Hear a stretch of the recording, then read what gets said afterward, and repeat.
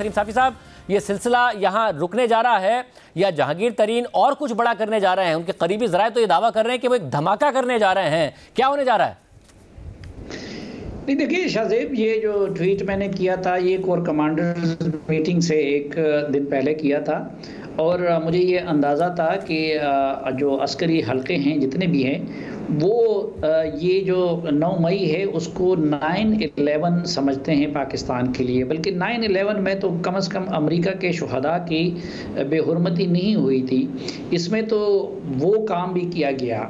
और फिर वो अमेरिका जो आज हमें नसीहतें कर रहे हैं, आपने देखा कि उसके बाद उन्होंने गुआंतानामो बे की जेलें बनाई कि जो अमेरिकी कानून से भी बाहर थे, जिधर फौजी सजाएं दे रही थी, जिधर मीडिया की कोई रसाई नहीं थी, और फिर अफ़गानिस्तान को भी ताराज किया और इराक़ को भी ताराज किया।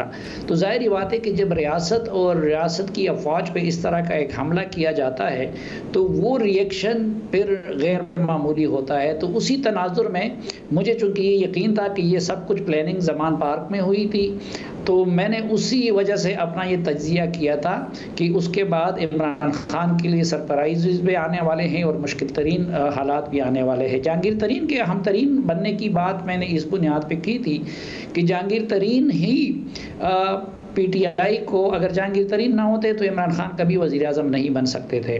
उनके वसाइल खर्च हुए, वो इस्टेब्लिशमेंट के साथ राब्ताकार थे, वो लोगों को लाते रहे, लेकिन उसके जवाब में जहांगीर तरीन को पहले नाअहली के ज़रिए कुर्बानी का बकरा बनाया गया और फिर बुशरा बीवी की नाराज़गी के वजह से उनको बेइज्जत करके पार्टी से निकाला गया।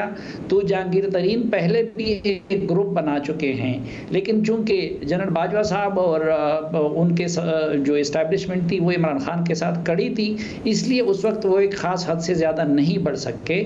और अब एक तो उनकी सेहत भी ठीक हो गई है और दूसरा फिर मुझे ये यकीन था क्योंकि शाह महमूद कुरैशी और असद उमर माजी में इस्टेब्लिशमेंट के साथ इतने धोखे दे चुके हैं कि उन पर ट्रस्ट नहीं किया जा सकता। तो उस तनाजुर में मैंने कहा था कि जहांगीर तरीन अहम तरीन बनने वाले हैं। और उस रोज़ जो मेरी उनसे मुलाकात हुई तो उसमें अल्लाह का शुक्र है कि मुझे अंदाज़ा हुआ कि मेरा वो तज्जिया न सिर्फ ये कि दुरुस्त था, बल्कि मैं हैरान हो गया शाहजेब कि जिन जिन लोगों के उनके साथ राब्ते हैं या जो लोग PTI को और इमरान खान को छोड़ने को तैयार हैं, तो उनके नाम सुन के मैं भी शुजदर रह गया। लेकिन जो कि मुलाकात ऑफ द रिकॉर्ड थी इसलिए मैं उनका नाम नहीं ले सकता, लेकिन मेरा अंदाज़ा ये है कि इमरान खान बिल्कुल तनहा रह जाएंगे। मुनीर फारूक साहब, आप, मुझे याद है आप मुतअद्दिद दफ़ा ये कह चुके थे कि नवंबर की तैनाती से पहले इमरान खान साहब ने जो किया वो भुलाया नहीं गया है, वो याद रखा गया है। मगर ये उसी का तसलसल है या 9 मई को इमरान खान ने जो किया उसकी वजह से ये सब हो रहा है? अगर ये वो ना करते तो ये सब ना हो रहा होता, या फिर ये होना ही था जो हो रहा है, जिसका इमरान खान साहब कहते हैं कि जी मेरे खिलाफ तो प्लान बनाया ही हुआ था इस सारे के सारे मामले में?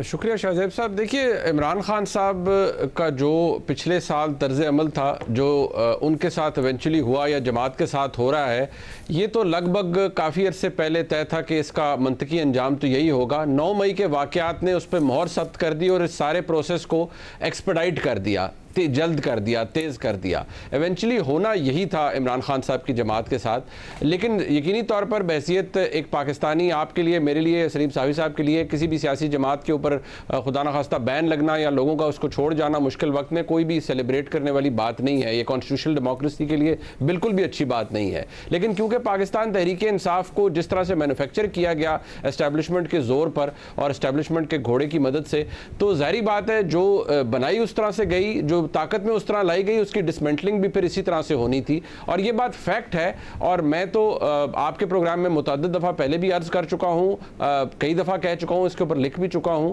कि जनाब इमरान खान की जो ख्वाहिश थी कि हुकूमत के से निकलने के बावजूद, जब उनके पास कोई इख्तियार नहीं था, वो चाहते थे कि मुल्क के अहम तरीन फैसलों के अंदर उनका अमल दखल हो। और उसके लिए ना सिर्फ उन्होंने एक कैंपेन की, बल्कि मैं दोबारा कहूँगा कि इमरान खान साहब ने साजिश की। याद रखिए कि अफराद की मेमोरी तो शायद वो सबसाइड कर दें, लेकिन इंस्टीट्यूशनल मेमोरी बड़ी तगड़ी होती है, वो किसी के लिए माफ़ नहीं की जा सकती और ना ही किसी के लिए भुलाई जा सकती है। हाँ, ये मैं ज़रूर कहूँगा कि आज जो लोग जा रहे हैं ये कोई ऑर्गेनिक डिजर्शंस नहीं है।